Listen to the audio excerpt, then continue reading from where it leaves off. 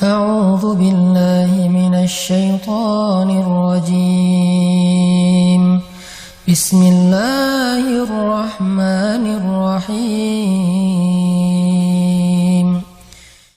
Teman-teman yang dirahmati Allah Subhanahu wa taala, puji syukur kepada Allah atas nikmat sore hari ini.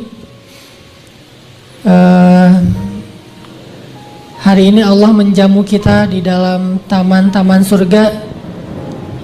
Karena setiap majelis ilmu itu adalah raudhatan min riyadil jannah, taman di antara taman-taman surga. Makanya kenapa kalau kita duduk dalam majelis ilmu itu gampang ngantuk, itu karena memang kita kayak duduk di taman dengan angin semilir. Tadi saya bilang ngantuk itu kalau dalam bahasa Arab disebut karena efek sakinah.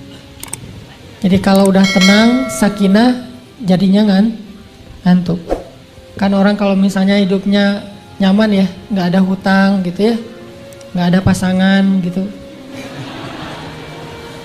Kadang ada pasangan itu bikin nggak bisa tidur loh.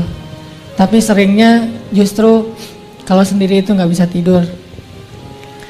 Apalagi sebelum tidur ngelihat IG-nya mantan, lebih nggak bisa tidur.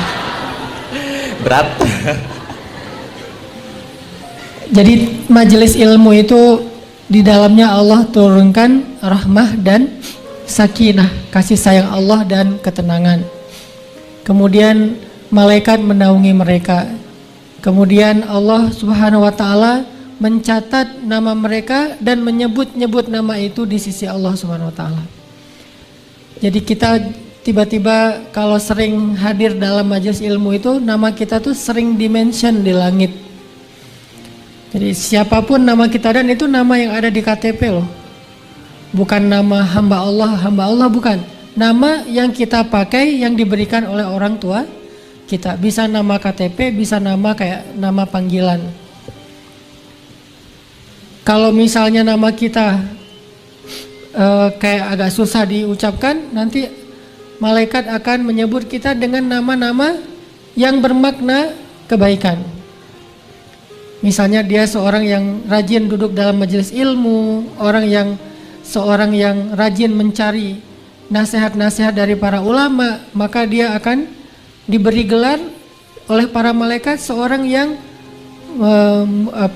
muta'alim misalnya, atau orang yang mustaqof misalnya, atau apapun lah istilah-istilah yang baik dari para malaikat untuk kita. Dan benar-benar Allah nge-mention kita di langit, disebutkan misalnya Hanan_Ataki.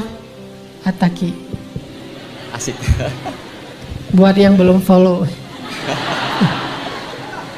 Modus.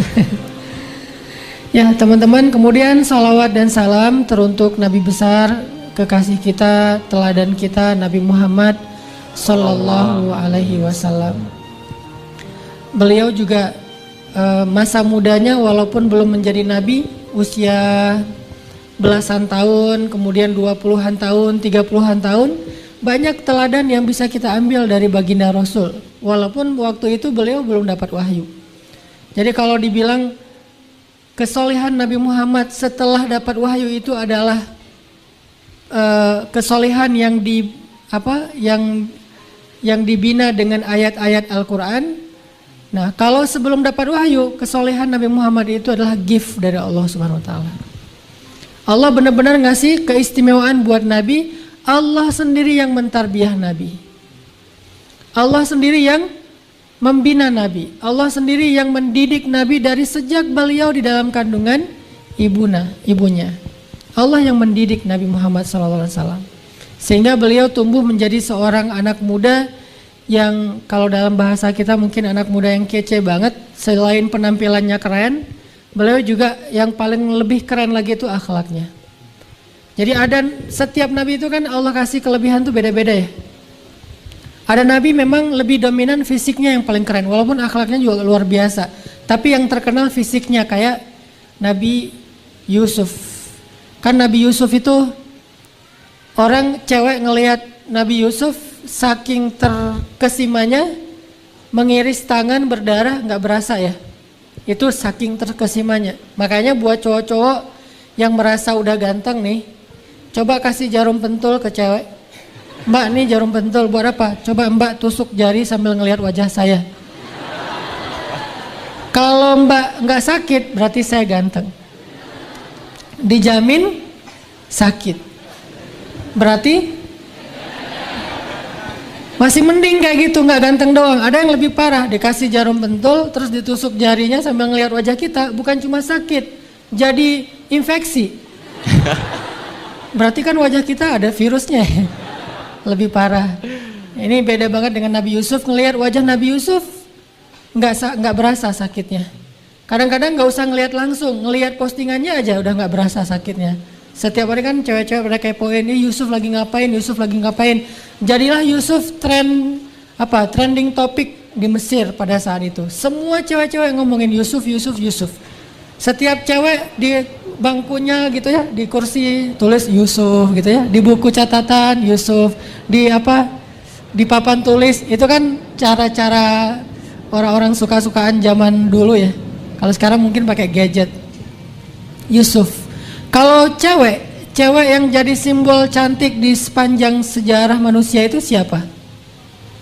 Sarah, istri Ibrahim. Sarah istri Ibrahim saking cantiknya, bukan cuman gak kerasa kalau ngiris tangan, ngelihat Sarah tuh saking terkesimanya jadi stroke.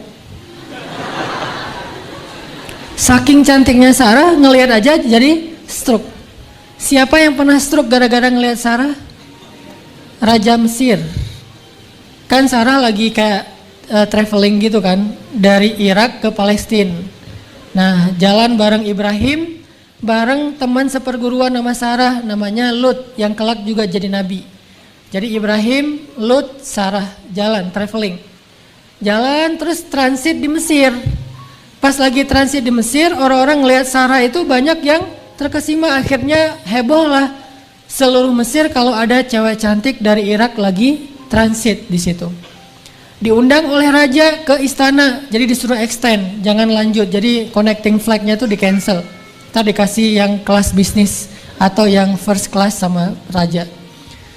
Diundanglah ke istana. Sampai di istana, raja pengen ngegodain Sarah, dikirain Sarah ini masih jomblo gitu kan. Soalnya nanya ke Ibrahim, Ibrahim gak ngaku. Ibrahim, siapa Sarah itu buat kamu? Istri atau siapa? Kalau Ibrahim bilang dia istri saya, nanti Ibrahim bakalan dibunuh demi mendapatkan Sarah. Akhirnya Ibrahim mengatakan, hiya ukhti, dia itu saudari saya. Maksud Ibrahim, saudari saya di dalam beriman, di dalam belajar agama, bukan saudari dalam masalah keturunan. Akhirnya karena raja ngerasa Ibrahim ini bukan siapa-siapa Sarah, bukan suaminya, raja nyaman dengan Ibrahim, dikasih ruang istirahat, kamar yang bagus buat Ibrahim, yang presiden suite gitu. Terus Sarah juga dikasih ruang. Nah, suatu malam rajanya pengen ngegodain Sarah. Baru mau nyentuh, tiba-tiba tangan raja stroke.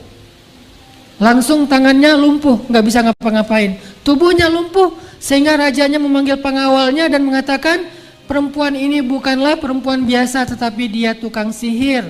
Diusirlah Sarah dengan syarat, dibebaskanlah Sarah dengan syarat menyembuhkan raja dari stroke. Akhirnya Ibrahim berdoa, raja ini sembuh dan mereka dibebaskan dan melanjutkan traveling mereka ke Palestina.